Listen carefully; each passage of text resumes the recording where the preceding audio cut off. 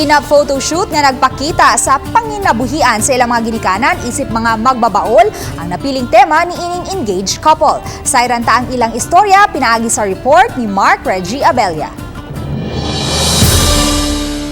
Sulob ang mga yanong biste kaniadto pagdaro sa kabasakan ngadto na sa preskong hangin sa kahumayan. Hashtag Probinsya Feels Gayod ang imong bation sa prenup photoshoot ni engaged couple. Apan luyo sa kaanindot sa konsepto nga ilang napili, adunay lawom nga mensahe nga buot nilang ipabot sa kadaghanan. Yung suggest ko og yun ani nga concept kay since among mga parents kay buot mo pang-uma isip simbolo na lang ba sa ilang kahago nga nakapahuman silang eskwela namo dayon nakatrabaho mi og dili sim sa ilang na amo makaron then kato ing pag after sa suggestion ing suggest ya og lugar which is sa Dalagit Prasad.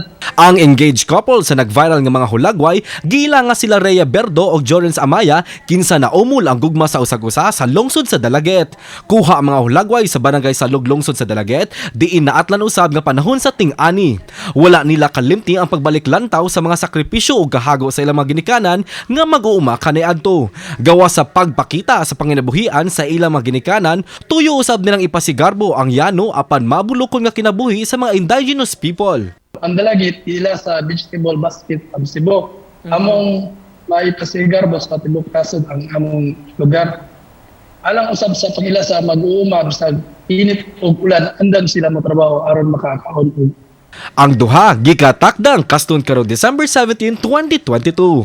Kauban si Clans Gabutin, Mark Reggie Abella. Balitang Bisdak.